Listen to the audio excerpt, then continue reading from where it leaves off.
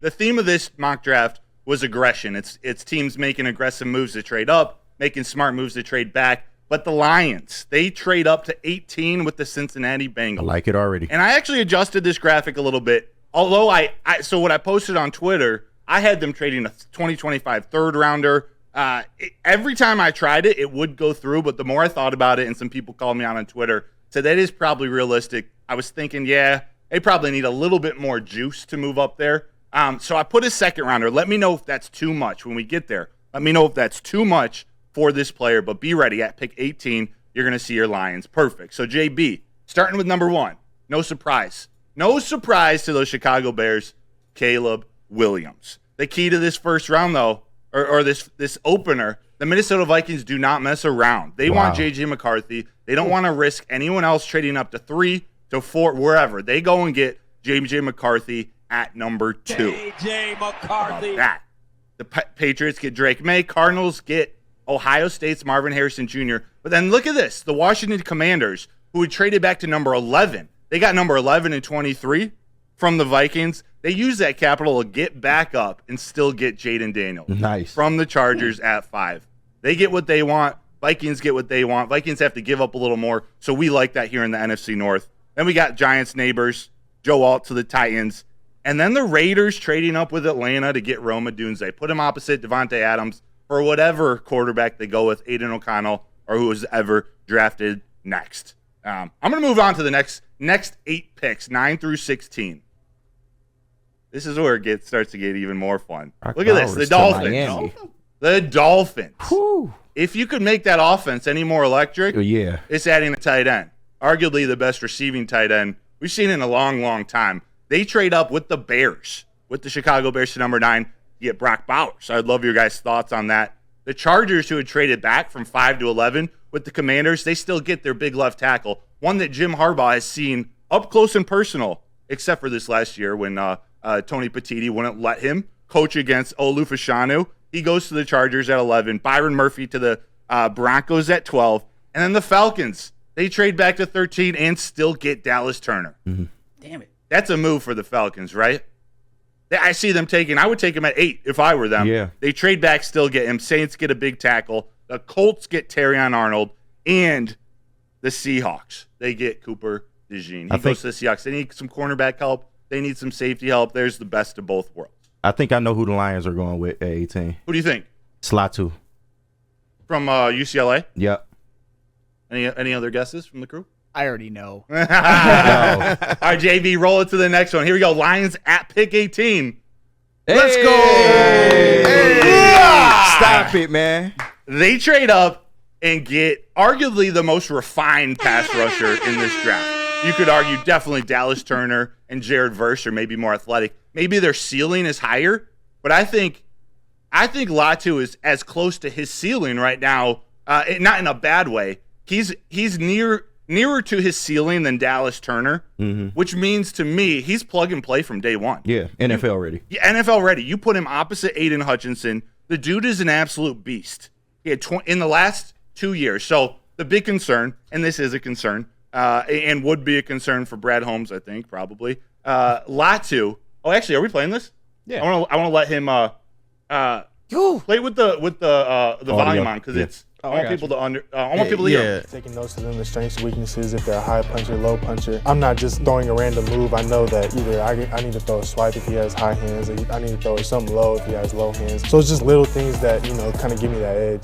Definitely wanted it to be blocked a little better, but I think I got through too easily. I mean, nonetheless, I got to Caleb and helped contribute to the win. This whole game, I've been taking the inside pretty cleanly. The weeks leading up, when I'm going up against tackles, guards, centers, I'll write all their names down on a piece of paper, taking notes of them, the strengths and weaknesses, if they're a high puncher, low puncher. I'm not just throwing a random move. I know that either I need to throw a swipe if he has high hands, or I need to throw something low if he has low hands. So it's just little things. Back to you. Hey, look, man, you got some mixed reviews here. Bring a lot to really? pick, man. Yeah, he does. Chefs Talk Lions. Dang it, brother. Let me see here. Newton over him. That's from that guy up north. Eduardo O'Neal. Brother got me ready to bust. I guess your big mock has him ready to bust. They saying you limp, man. Eduardo Damn. O'Neal, my big mock cannot compare. Mitten May, my mock went limp. Give me about 10 minutes. I'm seeing some limp mocks here in the chat. Yeah. No, hey, there are real concerns about his injury history. He almost had to medically retire when he was at Washington. They didn't clear him to play after that neck injury, but he's played 12 and 13 games in the last 2 years at UCLA. So his durability is less of a concern than I thought. And the dude just continued to produce 27 sacks in these last 2 years, 126 pressures, 23% pass rush win rate, and the 94.5 pass rush grade, all first grade. He graded the first edge rusher by PFF. He's second in pressures in the last 2 years. So he just produces. He's a veteran. Like, his pass rushing bag is as deep as anyone in this draft. He's as much of a veteran as any player in this first round. Yeah. Comments? Oh, Concerns? I'm ecstatic. Yeah. Seriously. Basically, what Laiatu Latu did last year was he had a 2021 Aiden Hutchinson-like season. He could have made it to New York. And I understand that it wasn't like, Michigan gonna play in the college football playoff and it was UCLA, but still. Nope. When it comes to even him versus Dallas Turner versus Jared Verse, Laiatu Latu clears both of them in everything, in pass rush win rate and sacks and tackles for loss and PFF grade and pressures and all of that. Everything, run defense grade, everything Laiatu Latu clears both of them in. And those are two of the top prospects in this draft. I get it. A neck injury is not something that you want for somebody that you draft on their record. But the point is that he has had two in the last 2 seasons, he is the best defensive end in college football. No doubt about it. Full stop after those injuries. Yeah. And you know what? You're starting to get a little bit of love, man. Shout out Devin the dog. He said, Broder's Big Mont got me bricked up. Logan Collins, I didn't like the Latu pick because the injury, but dude seems super intelligent and coordinated. Would definitely want to see him on the other side of Hutch. Yeah. Yeah. You have question marks with Marcus Davenport, Yeah. even James Houston, if healthy. And that's a big if. I have no problem with you guys being concerned about that. If healthy, this is a 3-down type of player. It's that security blanket on the defensive end. Like, you don't have to worry about him. Listen, if they have an injury history, they're Brad Holmes guys. Hey. That just is what it is. But he's not afraid to take chances on injured players. So, I mean, I would love this pick, personally.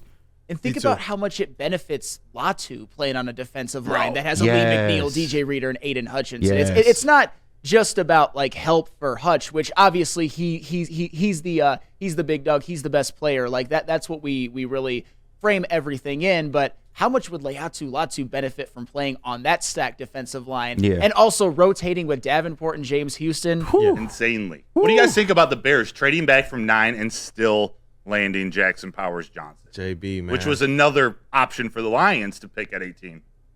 How you feeling about that, JB? I know that's been your guy all along. Either him or Dallas Turner. I know. That's hurt both times, too, man. Like, I seen Dallas Turner go in a couple picks before this.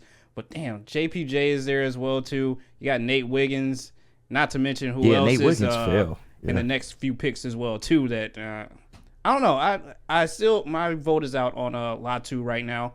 I know he shows a lot that, honestly, I think Brad Holmes would enjoy as a Brad Holmes guy and a Dan Campbell guy, but I don't know. My vote is still out on a couple other these guys that are the picks after him. So I'll let Broder continue on. Cool. We got the last one to point out. Chiefs, they need some wide receiver help even more lately, so they trade up in front of the Cowboys to get Brian Thomas Jr. I think that's a good pick for them. Could you go to the last 8 picks? We'll just roll through this real quick because the Packers land a stud. They get Jared Verse, who somehow falls to them at 25. Damn it. Yeah, so, there's a chance some names on Latu, that Verse, page. some of these guys might fall to the 20 to 29 or at least into the 20s where, depending on how patient Brad Holmes is, maybe that cost to trade up isn't as much or someone lands in your lap. Then we got Jeff Olson in the chat, Kool-Aid McKinstry to the Bucks. I'd love to know what you think about that. The Bills, I think, were hoping to get Brian Thomas Jr. They settle on someone with high upside, Adonai Mitchell. Sanderstel to another Harbaugh. John doesn't want to wait to let Jim get him at 37 or wait till 62 with their next pick. And then you got Darius Robinson going to the Niners and chop to the Commanders. In all their trade works, they get Jaden Daniels and Chop Robinson in the first round. So they have that 5th year on Chop, replacing Chase Young, replacing Montez Sweat. I think that's a good draft for the Commanders. Yeah. Hey, that would be an excellent draft for them. But I've seen at least some people on social media, for whatever reason, your narrative around Chop. It seemed like a lot of people were pro Chop, but as we get closer to the draft, I've seen people become a little less pro Chop. Well, the anti-Chop people are. I like to call some of those people, and a lot of you guys also did the same thing when it came to Aiden Hutchinson. KG, count the sacks, bro, guys. Oh my God! Count the sacks, bro. And I get it; he didn't have that many in college, but neither did Trayvon Walker. That's all. I mean, I'm not The saying sacks matter, Sam. That's that all they're I'm the saying. same. I mean, I'm not saying that they don't matter, but they're not everything, and they're also kind of like they can be sort of random based on the offense that you're facing, based on like coverage and all of that. Chop Robinson, he's just as far as athleticism and upside. I don't know if there's a defensive end period in the draft who has more, including Dallas Turner. Yeah. Seriously. Seriously. Yeah. His athleticism is insane. To round this out, so we can get to the chat mock drafts. JB, could you just put up the all Lions draft picks, this full draft, and I want your grades in the chat. I want all your guys' grades here in the studio, but I want your grades in the chat for this draft for the Lions, because actually I won't give you my opinion yet, although I've shared it with some people already in the chat. What do you think about this for the Lions? 4 picks in a row. They kind of fit some of the things that people are hoping that the Detroit Lions target in this draft. I can't be mad at it, man. Yeah. I like it. Cooper Beebe in round Malachi 4? Corley. Yeah. You get that pick 115 in the trade up. You gave up your second rounder, but you're getting 115, so you use that to go get BB. And I want to explain Malachi Corley real quick. You either go with the big body, the Xavier Legette type, and obviously not this late, but the Legette type, or I went Malachi Corley because of his yards after catch ability, because of how hard he is to tackle. The way this NFL is moving with the hip drop tackle rules and just how difficult it's becoming for defenders, I decided to go Malachi Corley for that reason. But Brendan Rice was on the board. I was thinking about him. I really wanted a wide receiver in that spot. I honestly, when I look at this draft, I look at 2 names. Laiatu Latu at 1. I would love that. And Cooper Beebe. At the 4th round. Cooper Beebe. Yeah, that's crazy. Man. Like, I honestly believe that Cooper Beebe, when it's all said and done, Is that big mock stuff right there? That's that's big mock stuff. Big mock energy. Will be the second best interior offensive lineman to come out of this draft. The fact that he hasn't risen to the point where he's at least a second round pick is a little bit surprising. And if you can get him at that in the 4th round, and also I think he would be capable of it, but you wouldn't have to start him right away. Maybe it would make it so that re-signing an older Kevin Zeitler isn't a priority. I love that pick. And Kyrie Jackson had a damn good year as the corner for Oregon last year. So that is an A draft. Just for those reasons. Yep. Yeah. Hey, let's rock, man. Let's rock. I really like it. Seeing some of the names that we've talked about, kind of going through these big mocks in the past, seeing them here with the Lions. That first pick, I think a lot of people react to, and then when you see the rest of the draft for the Lions that Broder has picked, it's like, okay, I can see the vision. And you know what? People are kind of all over the board with the grading, but the median grade, I would probably say maybe a B- is what the chat's giving you. How's that a B-? That's what the chat. And it's pulled down just because the first couple. The Control Alt Geek, he gave it an F. Eduardo O'Neill gave it an A+. Kenneth Matthews gave it an F. But Dante, a B. Chef Salk, F-. Justifan, an A. It's all over the place. Mitten Bay, B-. Real K Collins, A. Bada bing, bada boom, a B+. And that's why I was like, you know what? It's sitting somewhere about a B- from the chat. I think from our crew, I don't want to speak for everybody else. I definitely give it an A. I give it an A.